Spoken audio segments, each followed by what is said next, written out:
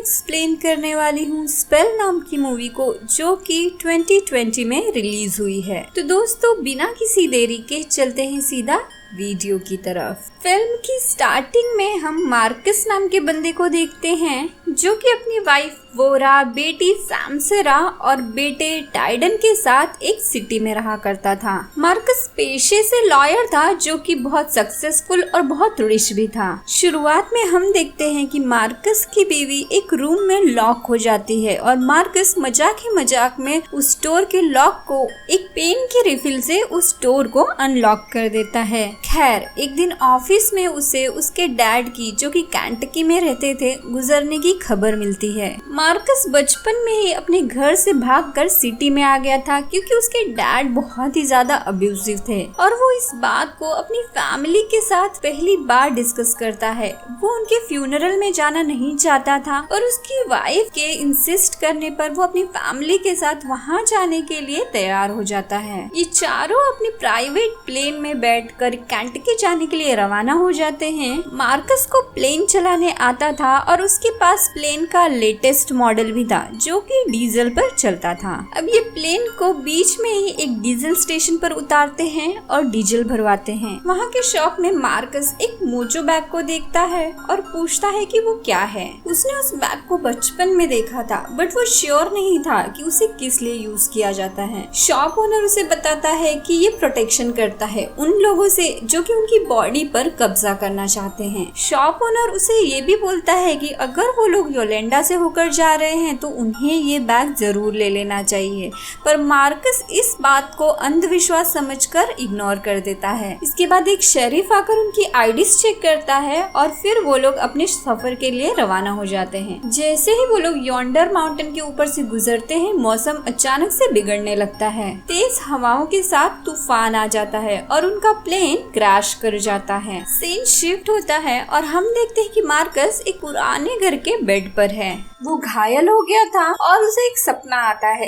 जिसमें वो देखता है कि उसके डैड उसे पीट रहे हैं और वहाँ पर एक ओल्ड लेडी आती है जिसका नाम होता है एलोइस। मार्कस उससे पैनिक में पूछता है कि वो यहाँ पर कैसे आया और उसकी फैमिली कहाँ पर है। वो अपनी फैमिली को ढूंढने के लिए बाहर जाने की जिद करने लगता है, जिस पर एलोइस अपने पति ऑल और अपने बेटे लुइस को बुला लेती है और ये तीनों मार्कस को जबरन फिर से बेड पर लिटा देते हैं। ऑल मार्कस को बोलता है कि उसका प्लेन उनके विलेज में क्रैश हो गया था और उनको वो उस प्लेन में अकेला ही मिला है। ये सुनकर मार्कस पैनिक हो जाता है और अपनी फैमिली को ढूंढने की जिद करने लगता है, जिस पर एलोइस एक पाउडर उस पर फूंक कर उसे बेहोश कर देती है। असल में यहाँ पर एलोइस एक हुडो प्रैक्टिशनर थी। हुडो मतलब कि ब्लैक मैजिक, और वो मार्कस के बालों से और उसकी कई सारी चीजों से एक डॉल बनाती है, जिस पर वो अपना एक स्पेल अप्लाई करती है और तो और अपना खून भी डालती है। इसके बाद वो अपनी इस डॉल के बारे में मार्कस को एक्सप्लेन करती है और वो ये बोलती है कि इस डॉल को बुगिटी बोलते हैं। वो ये बोलती है कि बुगिटी डॉल एक फोक मैजिक है जो कि एक पर्सन को रिप्रेजेंट करती है, और वो उस डॉल को दिखाते हुए बोलती है कि ये डॉल उसी को रिप्रेजेंट कर रही है। वो ये भी बताती है कि वो ट्रीटमेंट के लिए अपने ट्रेडिशनल हुडो मैजिक का यूज करते हैं और जैसे जैसे वो उस डॉल पर चैंटिंग या फिर पोशंस यूज करेंगे वैसे वैसे वो ठीक हो जाएगा।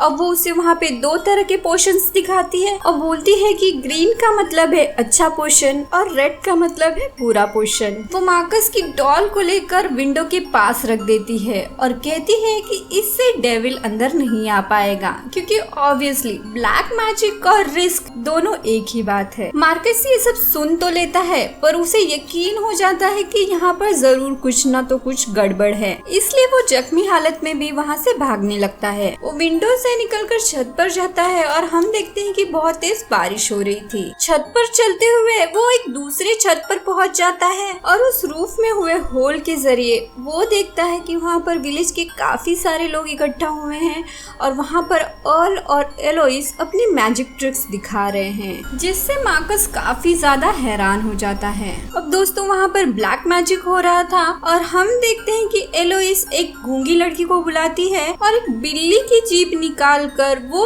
उस लड़की के बुगिटी डॉल में लगा देती है। अब अचानक से ही वो गूंगी लड़की बोलने लगती है और ये देखकर वहाँ पे बैठे सब लोग चीयर करने लगते हैं। और ऐसा ही सेम मैजिक वो एक अंधे आदमी के साथ करती है। वो बिल्ली की आंखें निकाल कर उस आदमी के बुगिटी डॉल में लगा देती है और गोट की आंखें निकाल कर उस अंधे आदमी को लगा देती है। शॉकिंगली वो अंधा आदमी देखने लगता है और वो अंधा आदमी मार्कस की तरफ पॉइंट आउट करके कहता है कि उसने वहाँ पर किसी को देखा है। अब मार्कस इस चीज से बहुत डर जाता है और भागकर तुरंत ही अपने रूम में चला जाता है। और लुइस जब उसे चेक करने के लिए आती है तो वो उसके सामने नॉर्मल होने का नाटक करता है। नेक्स्ट मॉर्निंग एलोइस उसे खाना ला कर देती है और मार्कस खाना इस तरीके से खाता है जैसे उसे बहुत भूख लगी हो। वो एलोइस को दोबारा खाना लेने के लिए भेजता है और जैसे ही एलोइस बाहर जाती है वो अपने रूम में लगे बेल के बीच वाले हिस्से को निकाल के रख लेता है ताकि जब वो बाहर जाए तो उस बेल की आवाज ना आए। एलोइस उसके पास कुछ हड्डियां डेस्टिनी बताने के लिए लेके आती है और वो उसे देखकर नीचे चली जाती है और अब वो उन हड्डियों को जोड़ने लगता है, जिस पर उसे पता चलता है कि ये एक इंसान के हाथ की हड्डियां हैं। वो भी किसी और के नहीं बल्कि उसके बेटे की, क्योंकि उसके बेटे के हाथ की एक उंगली टेढ़ी थी। और ये देखकर वो रोने लगता है। अब लुइस वापस आती है और उसे देखकर वो नॉर्मल रहने की कोशिश करता है। अब खाना खाने के बाद मार्कस चुपके से रूम को अनलॉक करके बाहर निकलता है और स्टार्टिंग सीन्स में हमने देखा था कि वो लॉक्स को अनलॉक कर लिया करता था विदाउट किसी की के। और इस घर में एक रेवन बर्ड थी जो कि बोल सकती थी और ये देखकर मार्कस बहुत ज्यादा शॉक हो जाता है। अब दोस्तों रेवन बर्ड का अपना ही एक मजा होता है हॉरर मूवीज में। खैर अब वो विलेज से बाहर भागने लगता है और उसे उसका प्लेन थोड़ी देर बाद ही क्रैश्ड मिलता है, जिसमें हर जगह ब्लड लगा हुआ था और मार्कस को लगता है कि उसकी फैमिली मर गई है और वो उनकी डेड बॉडीज को ढूंढने के लिए एक बांध की तरफ जाने लगता है। बट एलोइस का बेटा लुइस उसको पकड़ लेता है। नेक्स्ट मॉर्निंग मार्कस एलोइस के घर में उसी बेड पर उठता है और अपने आप को उसी घर में वापस पाकर वो बहुत हताश हो जाता है। इसके बाद वो अपने पैर के वुंड्स पे से पट्टी हटाता है और वो देखता है कि उसके अंदर एक कील गड़ी हुई है और मार्कस के लिए ये बहुत पेनफुल था। घर में कोई नहीं था, एज सब लोग कहीं बाहर गए हुए थे। तो वो उस कील को अपने पैरों में से बाहर निकालता है और फिर से भागने लगता है। एंड फ्रेंड्स ये सीन बहुत ही पेनफुल था। अब वो घर के सामने 3 ग्रेव्स देखता है जिनको वो खोदने लगता है। उस ग्रेव्स में उसे उसकी फैमिली की बॉडीज नहीं मिलती, जिससे वो थोड़ा रिलैक्स हो जाता है। अब वो घर के सामने बांध में बने एक घर में जाता है जहाँ पर उसे एक सीक्रेट रूम मिलता है। तो दोस्तों अब यहाँ पे हमें पता चलता है कि एग्जैक्टली हो क्या रहा था। वो एलोइस का ब्लैक मैजिक करने वाला रूम था जहाँ पर काफी सारी डॉल्स, पोशंस और बुक थी और उस बुक में ये लिखा था कि ब्लड मून के दिन एक आदमी की सोल को दूसरे आदमी की बॉडी में डालकर इमॉर्टल बना जा सकता है। अब मार्कस वहाँ पर एक फोटो देखता है जिसमें कि एलोइस, ऑल और लुइस थे और बाकी विलेजर्स भी थे, जो कि साल 1860 में लिया गया था। यानी कि एलोइस 180 साल से भी ज्यादा बूढ़ी थी और ये लोग इस विलेज में लोगों को किडनैप कर लोगों की सोल को चुराते थे। और मार्कस को वहाँ पर काफी सारे कॉफिन्स भी मिले थे जिसके अंदर की डेड बॉडीज थी, जिनकी सोल्स को उन्होंने चुरा लिया था, जिससे कि वो अपनी एज को बढ़ाते थे और ऐसा वो लोग ब्लड मून को ही कर पाते थे जो कि कल होने वाला था। अब ये सेम बात उस शॉप ओनर ने मार्कस को कहा था, जो कि मार्कस ने अंधविश्वास समझकर इग्नोर कर दिया था। और अगर उसने उस दिन उस बैग को ले लिया रहता तो ये लोग इस मुसीबत में नहीं पड़ते। मार्कस अब उस स्पेल बुक को पढ़ता है और गुस्से में एलोइस की डॉल बनाकर उस पर स्पेल कास्ट कर देता है। अब उसे एक मोबाइल रिंग सुनाई देती है जिसे फॉलो करने पर उसे टाइडन का मोबाइल मिल जाता है। तभी घर के बाहर ऑल और एलोइस आते हैं और ऑल बोलता है कि घर का डोर ओपन है और अगर इस बार मार्कस घर के बाहर भागा रहेगा तो इस बार वो लोग उसके पैर को ही काट डालेंगे। मार्कस अब डर कर अपने रूम के अंदर वापस आ जाता जाता है और फिर से उस कील को अपने पैर के अंदर घुसा लेता है,